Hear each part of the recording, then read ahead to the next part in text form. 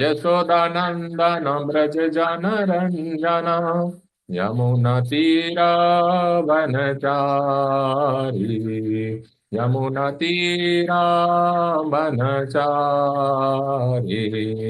जय राधा माधव कुंज विहारी गोपी जन वल्लभ गिरिवरधारी जय राधा माधव कुंज विहारी गोपी जन वल्लभ गिरिवरधारी यशोदानंदन ब्रज जन रंजन यमुना तीरावनचारी जय श्री कृष्ण चैतन्य प्रभु नित्यानंद श्री अद्वैत गदाधर श्रीवासादि गौर भक्तवृंद हरे कृष्ण कृष्ण कृष्ण हरे हरे हरे राम राम राम हरे हरे हरे कृष्ण कृष्ण कृष्ण हरे हरे हरे राम राम राम हरे हरे हरे कृष्ण कृष्ण कृष्ण हरे हरे हरे राम राम राम हरे हरे हरे कृष्ण कृष्ण कृष्ण हरे हरे हरे राम राम राम हरे हरे हरे कृष्ण कृष्ण कृष्ण हरे हरे हरे राम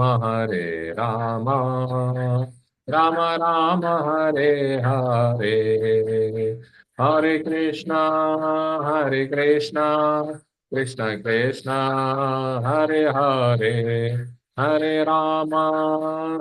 राम राम राम हरे हरे हरे कृष्ण कृष्ण कृष्ण हरे हरे हरे राम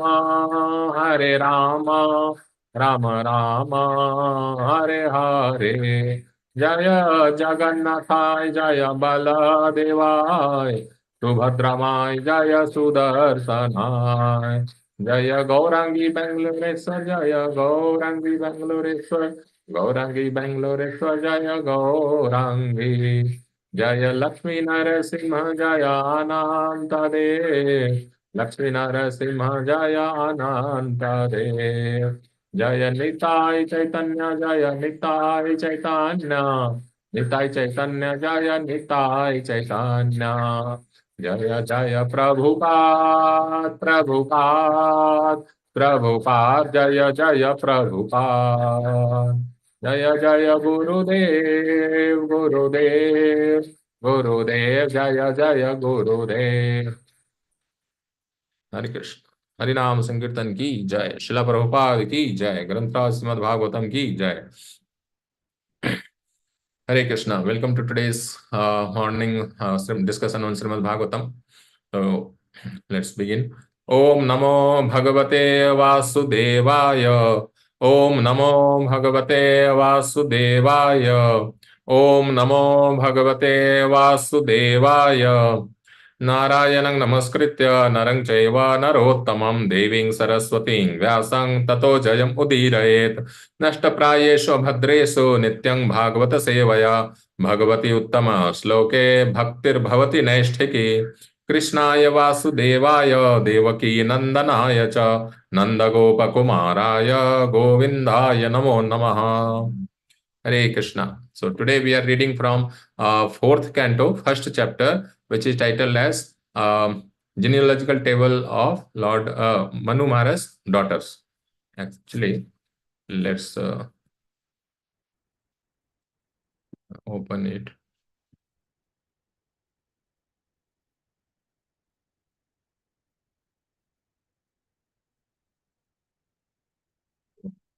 Got opened.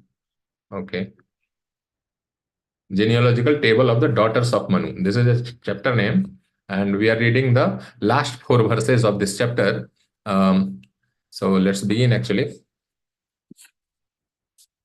अग्निस्वाता बर्हिषदः सौम्याः पितर आज्यपाः साग्नयो अनग्नयस्तेषां पत्नी दाक्षायणी स्वधा अग्निस्वात्ता बर्हिषदः सौम्याः पितर आज्यपाः साग्नयो अनग्नयस्तेषां पत्नी दाक्षायणी स्वधा अग्निस्वात्ता बर्हिषदः सौम्याः पितर आज्यपाः साग्नयो अनग्नयस्तेषां पत्नी दाक्षायणी स्वधा.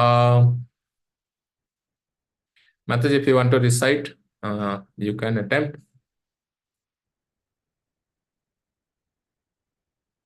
Okay, we will proceed with word by word meaning, translation and purport by Srila Prabhupada. Srila Prabhupada ki jai. Let's conclude this.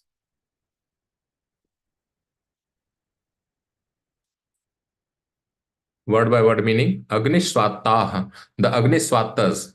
Barhishadah, the Barhishadas. Saumya, the Saumyas. Pitara, the forefathers. Ajyapa, the Ajyapas. Sa Agnayah, those whose means is by fire. Anagnayah, those whose means is without fire. Tesam, of them. Patni, the wife. Dakshayani, the daughter of Daksha. Swadha, Swadha. Translation. The Agniswattas, the Barhishadas, the Saumyas, and the Ajyapas are the Pitas. They are either Sagnika or Niragnika. The wife of all these Pitas is Swadha, who is the daughter of King Daksha. Text 64. तेभ्यो दधार कन्ये द्वे वयुनाम धारिणीं स्वधा उभे ते ब्रह्मवादिन्यौ ज्ञान विज्ञान पारगे तेभ्यो दधार कन्ये द्वे वयुनाम धारिणीं स्वधा उभे ते ब्रह्मवादिन्यौ ज्ञान विज्ञान पारगे तेभ्यो दधार कन्ये द्वे वयुनाम धारिणीं स्वधा उभे ते ब्रह्मवादिन्यौ ज्ञान विज्ञान Parge. Word by word meaning, translation and purport by Srila Prabhupada. Word by word meaning, tebhyah, from them, dadhar, produced, kanye, daughters, dve, two, vayunam, vayuna, dharini, dharini, swadha, swadha, ubhe, both of them, te, they, brahmavadinyau, impersonalists, jnana vijnana parage, expert in both transcendental and Vedic knowledge. Very important thing here. Vedic and transcendental are delineated or basically differentiated or discriminated here. So Vedic is and any Vedic knowledge is not automatically transcendental. So that is one point we will discuss later. Translation. Swadha, who was offered to the Pitas, begot two daughters named Vayuna and Dharini, both of whom were impersonalists and were expert in transcendental and Vedic knowledge. Bhavasya patni tu sati bhavang devam anuvrata atmanah sadrisang putrang na lebhe gunashilatah. Bhavasya patni tu sati bhavang devam anuvrata atmanah sadrisang putrang na lebhe gunashilatah. Bhavasya patni tu sati bhavang devam anuvrata atmanah sadrisang putrang na lebhe gunashilatah. Bhavasya, of Bhava, Lord Shiva, Patni, the wife, two, but Sati, named Sati, Bhavam, to Bhava, Devam, a demigod, Anubrata, faithfully engaged in service, Atmanaha, of herself, Sadrisam, similar, Putram, a son, na lebhe, did not obtain guna shilatah, by good qualities and by character. Translation: the 16th daughter of Prajapati Daksh. So this context we should remember. The 16th daughter, whose name was Sati, was the wife of Lord Shiva. She could not produce a child, although she was faithfully engaged in the service of her husband. Text 66. This is the last text of this chapter. Pitari prati Pitari aprati रूपे स्वे भवायानागसे रुषा अप्रौढे अप्रौढैवात्मनात्मानम् अजहाद योग संयुता पितरी अप्रतिरूपे स्वे भवायान आगसे रुषा अप्रौढैवात्मनात्मानम् अजहाद योग संयुता पितरी अप्रतिरूपे स्वे भवायानागसे रुषा अप्रौढैवात्मनात्मानम् अजहाद योग संयुता. Translation and purport, word by word meaning, translation and purport by His Divine Grace Lave Charnabind Bhaktivedanta Swami Srila Prabhupada ki jai. Translation, word by word meaning: Pitari, as a father, of Pratirupe, unfavorable, Swe, her own, Bhavaya, unto Lord Shiva, Anagase, faultless, Rusha, with anger, Apraudha, before attaining maturity, Eva, even, Atmana, by herself, Atmanam, the body, Ajahat, gave up, Yoga Samyuta, by mystic yoga. Translation: the reason is that Sati's father, Daksha, used to rebuke Lord Shiva in spite of Shiva's faultlessness. Consequently, before attaining a mature age, Sati gave up her body by dint of yogic mystic power. Purport: Lord Shiva, being the head of all mystic yogis, never even constructed a home for his residence. Sati was the daughter of a great king, Daksha, and because his youngest daughter, Sati, selected as her husband, Lord Shiva, King Daksha was not very much satisfied with her. Therefore, whenever she met her father, he unnecessarily criticized her husband, although Lord Shiva was faultless. Because of this, before attaining a mature age, Sati gave up the body given by her father, Daksha, and therefore she could not produce a child. Thus end the Bhaktivedanta purports of the 4th canto, 1st chapter of the Srimad Bhagavatam, entitled Genealogical Table of the Daughters of Manu.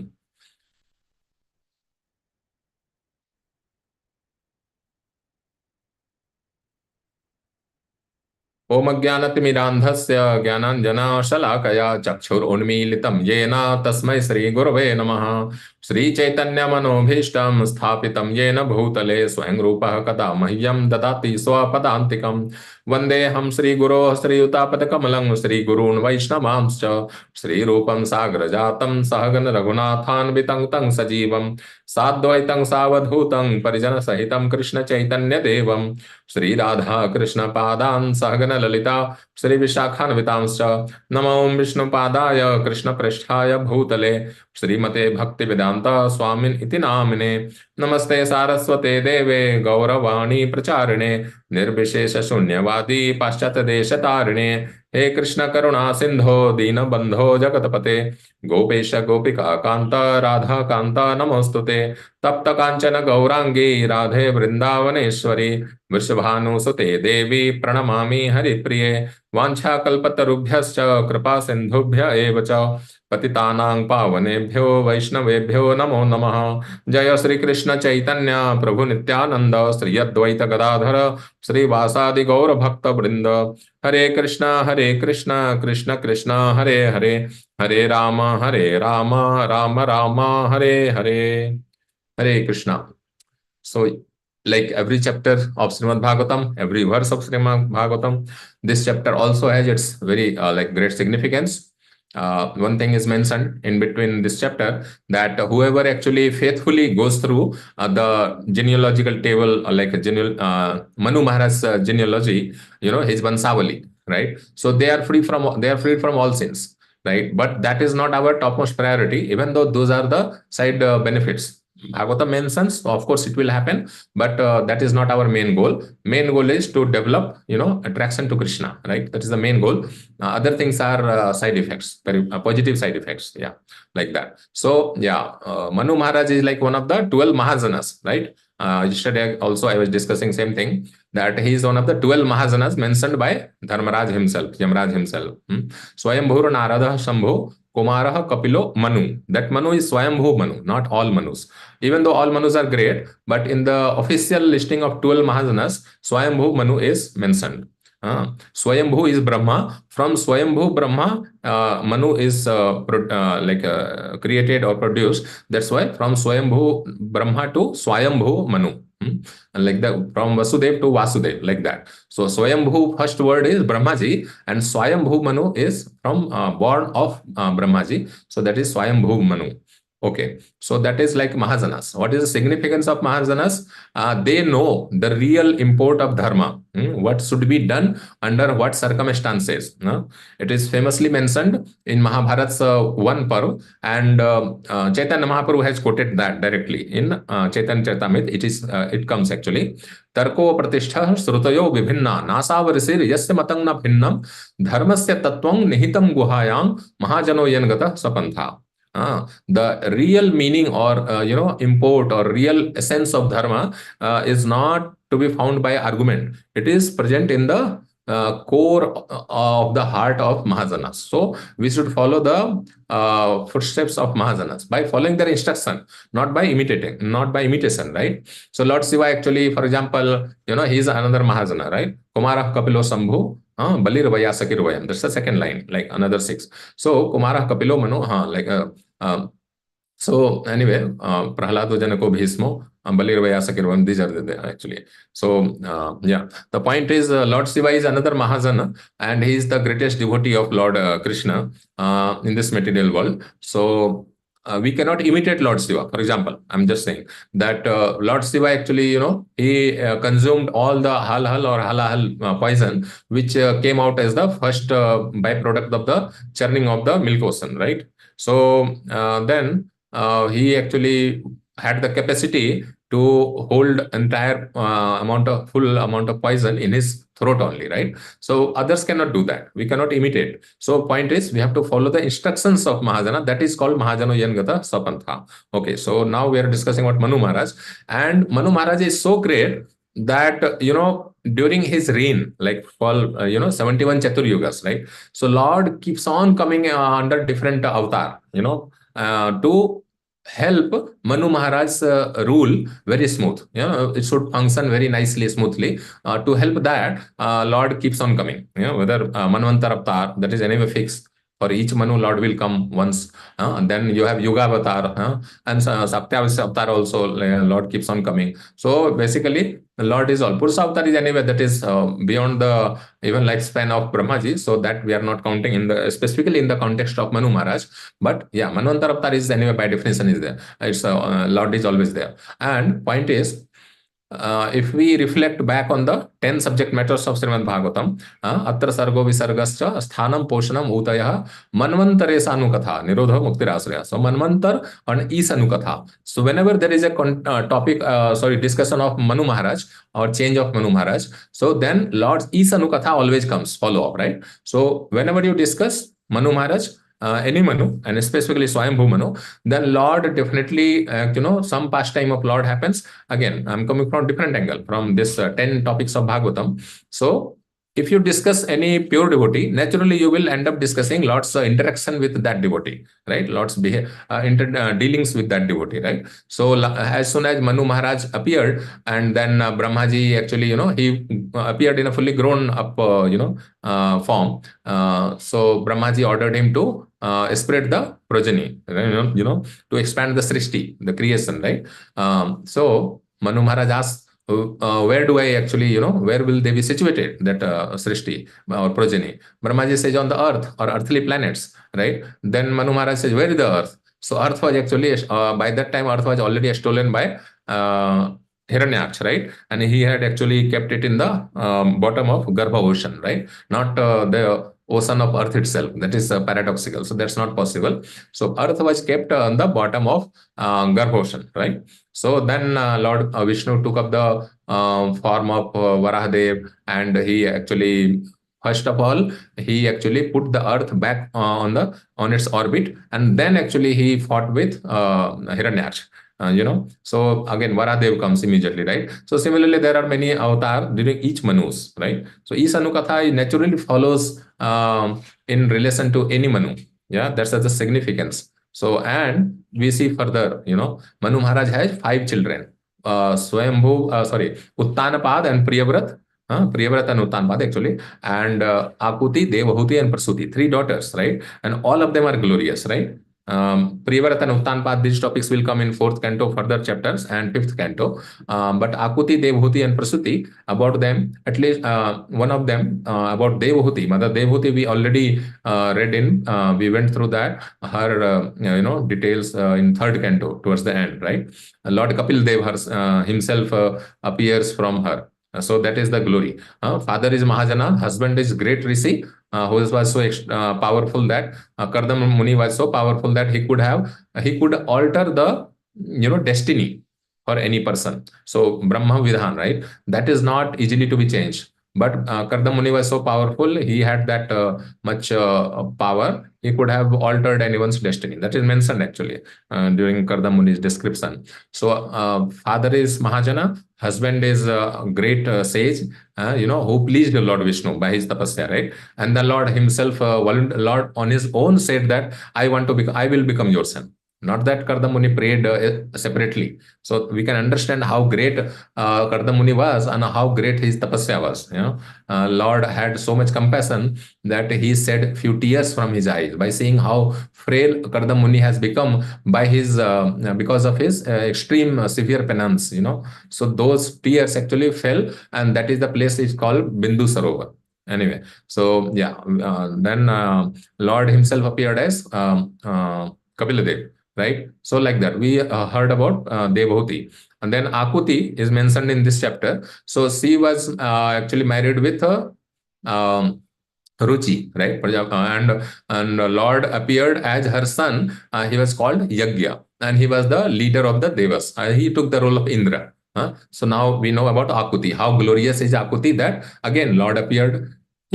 So both Akuti and Akuti and Devahuti, they had Lord himself as their sons, And then let's come to finally Prasuti. And she is the main, in this section, she is the main personality. Like she was married off to Prajapati Daksh. So Prajapati Daksh he got Prasuti, the 3rd daughter of Manu. So from Prasuti and Daksh, actually Prajapati Daksh actually begot 16 beautiful daughters. So these 16 daughters were married, and to different sages. 13 sages, in the first 13 daughters, they were given in marriage to here Dharma, right? So the 13th daughter, like there are 16, but the 13 which was married to Dharma. So the 13th among these first 13, that she was named as Murti, right? So Murti and Dharma, they actually gave birth to our Narayan Rishi, right? Twins that we discussed until yesterday or day before yesterday. So in just previous verses, Narayan Rishi, they are mentioned. So see how glorious, right? All 3 daughters, they actually obtained Lord himself, right? As their son, or at least here in Prasuti's case, grandson, right? So like that. So this is how glorious Manu Maharaj's lineage is. And further also we will say, actually Priyavrat Maharaj was also exceptional. All are exceptional. That's the reason we need to hear about Manu Maharaj's, genealogical table, right? And it's important. Yeah. 9th canto, if you go, there are chapters which describe genealogy of great sages. Anyway, so now let's come here. What is mentioned? Verse 64. Swadha, who was offered to the Pitas, begot 2 daughters named Vayuna and Dharini, both of whom were impersonalists and were expert in transcendental and Vedic knowledge. See, So two things here to be noted. Sodha is one person, and she was offered to Pitas, like plural, multiple actually personalities, and we should not think any negative thing that how can one person be one female is married off to multiple gents, right? Because in Pandava's case also we saw, but Pandava's case was exceptional, and in general, the point which we should keep in our mind is the laws of humankind on this earth or earthly planets are not applicable to different planetary system. A simple analogy can be given that let's suppose we are riding or driving on the road, right? So we have to follow the traffic signal, right? So we have to, when the traffic signal turns red, an ideal citizen or law-abiding citizen has to stop there, right? On that signal, right? At that time, let's suppose someone sees up in the sky some aeroplane is flying, right? And one foolish person might think, "Arey, signal is red here. Why this aeroplane is also not stopping in the sky?" No, this is foolish, right? Aeroplane has a different law, right? The laws of the earth cannot be applied to a flying vehicle like aeroplane or helicopter or anything like that, right? Even drones. What to speak about? Yeah. So point is, the laws of mankind on earthly planets is not applicable on Pitarlok or any other higher or lower planetary system, right? So there is nothing ulterior here, no violation of laws. That one person, one lady, is Sodha is married to multiple, Pitargan, right? So that is one point I wanted to clarify. Even in case of, see, Draupadi, just to just to understand properly why things were not unethical. For 1 year she was used to live with only one of the Pandavas. Not that every day she is intermingling with all the Pandavas. It was not like that. So it is fully sacrosanct that for one whole year she will remain either with Yudhishthir Maharaj or in the different order, but never with multiple persons together, never with multiple Pandavas. So this also, just to get a little more technical insight. Either way, if Lord has sanctioned something, then it is we can understand it is not violating any law, because the dharma itself is given by Lord. Whatever Lord speaks, that statement is dharma, right? Dharma to sakshat bhagavad pranitam. Nave vidur risyo napi deva. So others cannot easily understand. Only Mahajanas can understand and pure devotees can understand. So there is no violation of any ethics or other thing. This point we need to really understand. Yeah, yeah. And they were impersonalists and were expert in transcendental and Vedic knowledge. Yeah, this is another point I wanted to elaborate. Vedic is not always a spiritual. Vedas have karma kanda sections, and what Krishna says to Arjuna, Traigunya Vishya Veda, Nistraigunyo Bhavarjuna, right? So Vedas are mostly dealing with karma kandas, the different types of karma kandas. Of course, Lord Vishnu is also included in the karma kandic process, is also offered the results of the sacrifice and all that. But he is not the only personality, right? Otherwise, it's pure transcendental. But so point is, Vedas deal mostly with subject matters of modes of three nature. Essentially some fruitive activities, karma kanda and all that, right? Some upasana kanda is there, but that is marginal. Bigger section is karma kanda. Then you have some gyan kanda, which is essentially Upanishad. Vedic scripture means Upanishad also. So then Upanishad, from the Upanishad actually transcendence or above material mode, right? That kind of thing starts from Upanishad essentially. So Vedic does not always mean transcendental. Transcendental means purely dealing pertaining to spiritual, like for the needs of soul, elevation of soul, to a spiritual position, back to a spiritual position. That is transcendental. Transcend the material domain, right? That is transcendental, right? So that is a minor portion, or is towards the, it's a fragment, not the major part in the core Vedas, right? Even though in all karma kandas, even Sam Veda has a lot of prayer slokas like for Lord Vishnu, right? That is there, but they are not entirely transcendental. So if someone is conducting some yajna, fire sacrifice, right, to please Indra, right? So that is Vedic. Vedas describe something, for fire god, for Indra, for Varuna. So these are all Vedic process, but they are not transcendental. So transcendental means essentially, this Bhagavad Dharma, practically. right? Sravanam Kirtanam Vishnu Smaranam, like that. Whatever Prahlad Maharaj has actually spoken of in 7th canto, 5th chapter, 23 and 24th sloka, right? That is actually purely transcendental. Yeah. So with this clarification, let's proceed further. Yeah. Bhavasya, bhavas, yeah. Bhava means something which is happening, kuch ho raha hai, like that, right? So bhava. So bhavasya means actually Lord Shiva is in charge of this practically material energy of this entire material cosmic manifestation of each universe, right?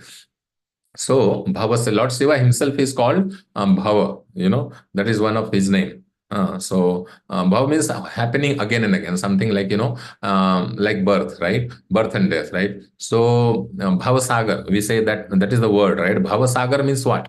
The ocean of material existence, right? So Lord Shiva is called Bhava, and his wife is also one of her name is Bhavani, right? Like that. So that is all relation to, it indicates basically that they are in charge of material energy, and basically that's why many people, fruity workers, they worship Lord Shiva so that they can get material benefits, material benediction from Lord Shiva or Lord Mother Parvati, right? Like that. Bhavasya Patni tu Sati, yeah. The 16th and last daughter of the Prajapati Daksh. So she was married, her name was Sati, and she chose actually Lord Shiva, not that she was married by her father. Of course, her father, who is Prajapati Daksh, he did not like Lord Shiva. The reason why? Because he was body conscious. His consciousness was at the level of body only. If you are well decorated, ornamented nicely, your hairs are good, you are like putting nice decorations, your attire is good and all that, then you are a good person. If you have a lot of money visibly, then you are a good person. Otherwise, you are not good. So this was the opinion of Prajapati Daksh, which is not correct, right? Because he was actually a son of Brahma, and he should have actually inculcated, a spiritual understanding and all that. But his vision was different, So every person is different, So Prajapati Daksh had this thing that he was always upset that, why my dearest daughter, the youngest daughter is the dearest, right? Or the youngest daughter or youngest son, the youngest child is always very dear to parents, right? So Prajapati Daksh was always like dissatisfied and irritated that why apparently, vagabond, like looking like a vagabond, that is his daughter Sati chose Lord Shiva, who looks like a vagabond, looks like so, but he is the greatest personality, So he did not go by, qualities. And in fact, we know that Lord Shiva is able to give material benediction to everyone, whoever basically approaches him. And this is the puzzle, right? That why does he not live in a very nice house, very special palatial place and all that, right? And why does he not keep on enjoying material things? His wife is essentially material energy personified, actually. Parvati is material energy. By the way, Sati and Parvati is different birth. Sati actually, when she gave up her body, next life she was born as the son of him. The Himalaya, Himraj or Himalaya, right? So then her name is Parvati. So she is material energy personified. Even then, Lord Shiva did not, try to enjoy matter essentially, but he is able to give material benediction to anyone and everyone. So this puzzle, he like Prajapati Daksha did not bother to think over this point, right? Why does he live like that? Is he not capable enough? If he is capable, then why is he living like that?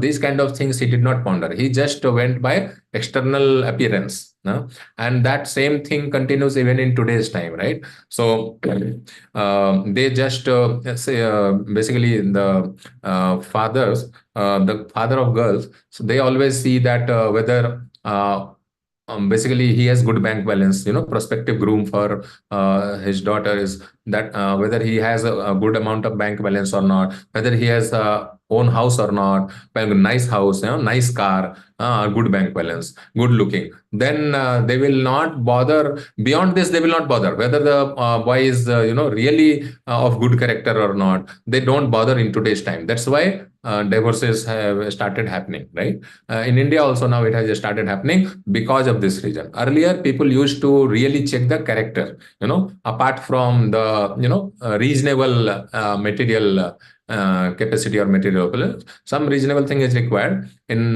general way. But Lord Shiva's case is exceptional, right? He is like a pure devotee. He's the greatest devotee of Lord Vishnu, right? So in his case, when Prajapati Daksh thinks that Lord Shiva is at fault. Why is fault? He thinks that why same thing I already mentioned. Why is it not living in? Why is he not living in a very special house, comfortably, fully comfortable, and all that? But he did not know. Prajapati Daksha did not know the true imports of dharma, which is what that anyone who becomes a husband, father, teacher, guru, worshipable deity, etc., their first or most important obligation is that they should be able to liberate or help liberate their subordinates, right? That is the most important quality, right? So even in ordinary, Lord Shiva is, of course, just the transformed form of Vishnu is almost as equal as Vishnu. It is mentioned, right? So his case is different. That we don't even need to, judge him that whether he had that quality or not. Of course, he gives liberation. He's able to liberate, very sinful souls on the strength of Lord Ram or Lord Vishnu's name. In Varanasi, people, Saivites, they believe that in Varanasi also, if they pass away, they will leave their body, they will also attain liberation. But and Lord Shiva gives them liberation. They believe so, but they don't know how Lord Shiva does so. Lord Shiva actually gives a liberation, actually in Varanasi, by the strength of the holy name of Lord Krishna, Lord Vishnu, Lord Ram, right? So using the power of Ram and Vishnu and Krishna, he actually gives them salvation. So they don't know that, or they don't want to believe that. That's a different thing. Anyway, coming back. So he considered, Prajapati Daksh considered Lord Shiva to be at fault because why does he live as a vagabond? But he did not even consider why Lord Shiva actually goes to crematorium. He goes there because there are many sinful souls wandering there, and suffering there in the Pret body, Bhut body. And Lord Shiva actually shows compassion to such fallen souls also. For that, Lord Shiva goes there. Not that, he is careless or madman and he does not know where to live, where not to live. Because of, he wants to show compassion even to them. That's why he's called Bhutanath. Like all the ghostly bodies, they are, basically helped a lot. Fully help, not a lot, but Lord Shiva gives them full compassion and shows them mercy, and they actually eventually get elevated by Lord Shiva's mercy.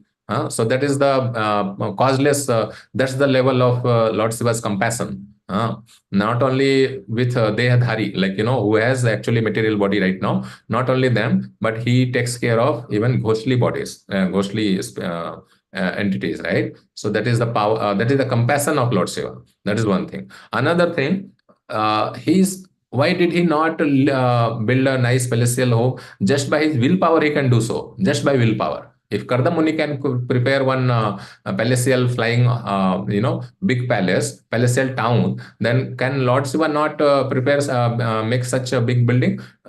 That's beyond any doubt, right? So let's see one important thing. What Lord Shiva says. Yeah? See, not this, or Niket, right? Let's search for that. This one verse, this verse. Right? See, 12th chapter of Bhagavad Gita is called Bhakti Yoga, right? That's the title. See here. So some qualities are mentioned. Finally, here say, Tulya Ninda Astutra Mauni Santushto Yena Kenachit or Niketa. This is the point I was coming to. Or Niketa Sthirmatir Bhaktiman Me Priyo Naraha. Let's see what is or Niketa, right?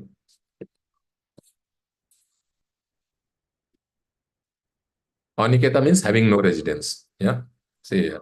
So Lord Shiva is the perfect example of devotee from any line of argument. Okay, he is the perfect. As it is said, see Aniketa. What Lord says, who doesn't care for any residence. Not that if we already have our residence, we should just go out of it. That is not the meaning here. But who does not care for any residence, who is not attached to living in that particular house. That unless I am here, I will not be satisfied. If I have to go on yatra for 5 days and then I'm feeling uncomfortable because I'm not living at my comfortable home. That is the understanding here. Okay. So see here, who is always free from contaminating association, always silent and satisfied with anything. Finally, who does not care for any residence, who is fixed in the knowledge, and who is engaged in devotional service. Such a person is very dear to me. Yeah. So we cannot take things on a face value, just literal value, right? No residence means if one does not have his own house, her own house, permanent, like own, but that should not disturb one, from performing sadhana bhakti, our bhakti in today's time, right? Like chanting 16 rounds, hearing Srimad Bhagavatam, Bhagavad Gita, Chaitanya Charitamrita, etc., and honoring devotees and all that, right? It is mentioned in Shastra, Bhagavatam itself, that even if we have the poorest or most basic type of home, even if we don't have any chair also to welcome a guest, then we should clean up the ground some, when guest comes, and ask them to, to sit there and offer them a glass of water. If you don't have even glass of water, you can at least welcome them with pleasing words. So there is no basically welcoming a guest. It does not depend on having a nice house or not. It's a state of mind essentially. And what is mentioned, we should be satisfied. That is the main thing, satisfied with anything. So Lord Shiva, actually, he is always absorbed in Krishna bhakti all the time. He's ecstatic, not just absorbed. He's ecstatic in remembering Krishna's name, Nam, Rupa, Guna, Lila, right? Name, form, pastime and entourage and qualities, right, of Krishna, right? So he is always ever absorbed. And he keeps on, discussing whenever he's not in samadhi, fully meditating on Krishna's pastime, Lord Rama's pastime. At that time, he keeps on discussing the pastime of the Lord with his wife, Parvati or Sati, right? That was the thing. That is his situation, position, right? So,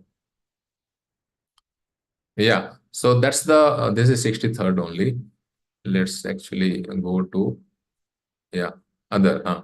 So what happened, just to elaborate this last verse, so Lord Shiva is not at all fault, that in conformance to that verse from Srimad Bhagavatam 5th canto, 5:18, Guru na sasyat, sujano na sasyat, pita na sasyat, janani na sasyat, daivang na tasyat, na patischa sasyat, na mochi yedaya samupet mrityum. One should not become this kind of leader, like husband, guru, father, all this, if one is not able to deliver one's subordinate, right? So Lord Shiva is anyway always ever liberated. So he was fully, bona fide husband, and what to speak bona fide is the, person who is just transformed form of Vishnu. So he should never have been criticized. Now let's see a little bit, let's reflect on this verse, last verse. Sati's father, right? So Sati gave up her body, right?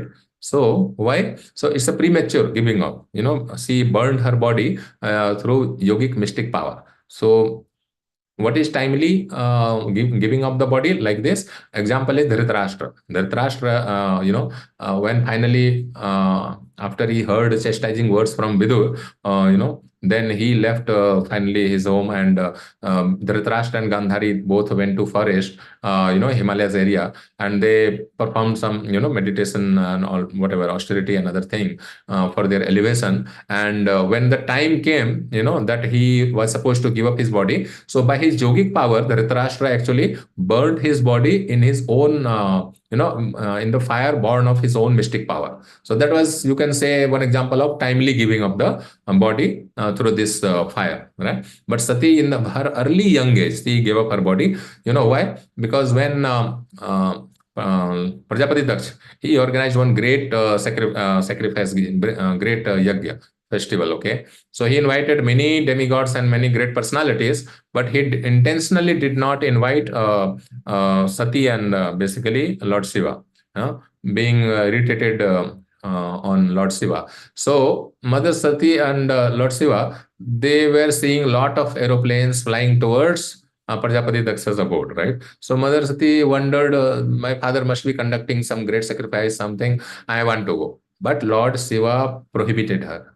He tried to basically stop her, saying that your father does not like me, and we should not go uninvited, So Mother Sati became very furious. Actually, it's mentioned in further chapters in this canto only, subsequent chapters. So Mother Sati became very angry. Lord Shiva stopped her. See, like he did not give his permission, sanction. But Mother Sati became so furious, so upset with red eyes. She was walking to like walking forth at home, coming, going like to and forth, and she was looking in a angry way at her own husband, Lord Shiva. Why is he prohibiting, stopping me from going to my own father's house and all that? Finally, Lord Shiva did not say anything, and she left actually. And then Lord Shiva signaled, and some associates of Lord Shiva, they also went behind Sati as a like guard or security or whatever you can say, like that, as an like so some protection detail should be there. So they went, and then what happened? Prajapati Daksha was very, he was ignoring Sati, and not everyone's. He left a portion offering for every demigod except Lord Shiva. Lord Shiva is superior to any demigod, but he did not leave keep any portion for Lord Shiva. No seat for him, no offering for him, nothing. So Mother Sati become very furious, and she said, "This body has been born by your potency, essentially Virya, right? So and since you are offensive to my Lord, my husband, I will give up this body which is born from your potency." And saying this, she actually gave up and burned her own body. And then Lord Shiva's actually soldiers who came here, they were very angry, and they actually destroyed the whole sacrificial arena, right? So actually this news reached Lord Shiva. He became more actually upset, and he sent one special personality, Virabhadra or some, I think so, and he destroyed, he actually killed Daksha also. All that happened. So there are multiple lessons here, okay? So in terms of social etiquettes, I'm not saying talking about spiritual etiquette. In terms of social etiquette, we should not go anywhere uninvited. This is the biggest lesson. And even in invitation, there are like finer details. If you are invited, does not mean you are welcome. That is another finer level. As an etiquette, sometimes they just tick mark, that I have given you invitation card, but that does not mean really that you are fully welcome, right? Mostly welcome. So we have to actually, basically discriminate in terms of social dealing. But in spiritual matters, we should not actually think that unless, president calls temple president or something zonal leader calls up every member of the congregation, till that time I will not go to hear class. No, we should not think like that. In a spiritual matter, we should have a hankering, whether we have been invited or called or not. We should basically eagerly go on our own. We should prioritize that, and keep something which is, if something is not urgent in life, urgent health emergency or some, house is getting destroyed, these kind of things, right? Unless that is the situation, we should prioritize hearing from any great devotee, whoever is visiting our nearby center, either center or some, let's suppose I know some friends, right? Some of my, if some great devotee, Vaishnava devotee is coming to give some discourse there, Krishna Katha, then we should definitely go there even without being invited. So we should know social etiquette is different thing, spiritual etiquette is different thing. Yeah, we should not mix these two. Yeah, so that was the biggest lesson. And yeah, so we have to follow that etiquette. Otherwise, it's like a problem. Like if we go somewhere uninvited on social occasion, then also it's problem. If we don't go on some spiritual, like some, like Bhagavad Katha is happening, like some topics of Krishna is being discussed, and there also if we are reluctant or not eager, that is our loss. That's why Bhagavatam says, Tasyaiva heto prayate kovido. Let's see that verse. Actually, it's important to reiterate. Tasyaiva heto prayate kovido na labhyate yad bhramatam upariyadha. Labhyate dukhvad anyata sukham kalena sarvatra gavira ramasa. Is the sloka. Yeah. What is the tasyaiva heto? For that only we should always endeavor. What is that?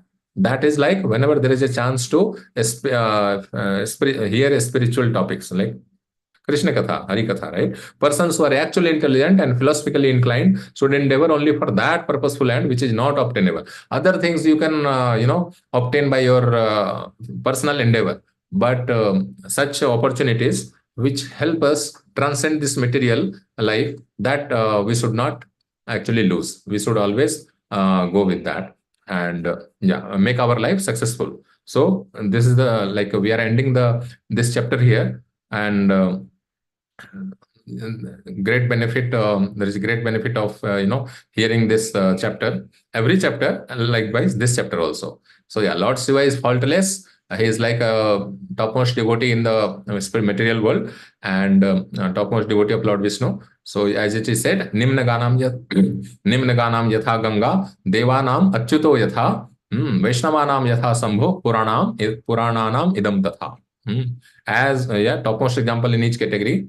Nimna Ganam is flowing among the flowing rivers. Ganga is the topmost, and then Devanam Achyuto Yatha. Among the gods or demigods, Lord Krishna, like Lord Vishnu, is the supreme.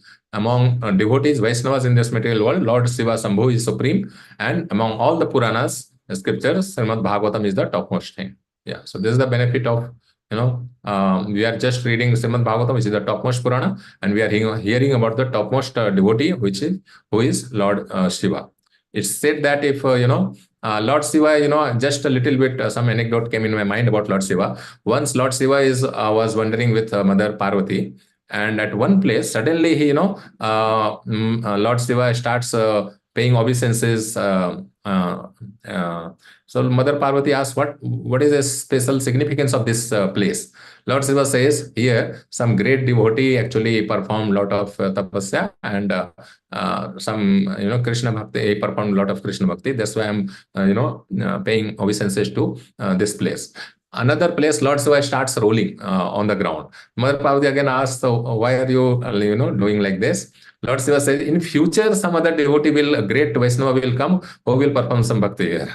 So Lord Shiva is like that. He knows in future what will happen, what has happened in past, and what is happening now. It's Trikaladasi, right? It's mentioned that after Lord Vishnu, Lord Shiva is the greatest personality. So yeah, like that. So it's not possible to list down all the qualities of Lord Shiva and how compassionate he is, right? So yeah, with this, I will end here. If there is any question, we can discuss. Okay, looks like we don't have any question. So we will stop here. Granthra Srimad Bhagavatam ki Jai. Srila Prabhupada ki Jai. Hare Krishna.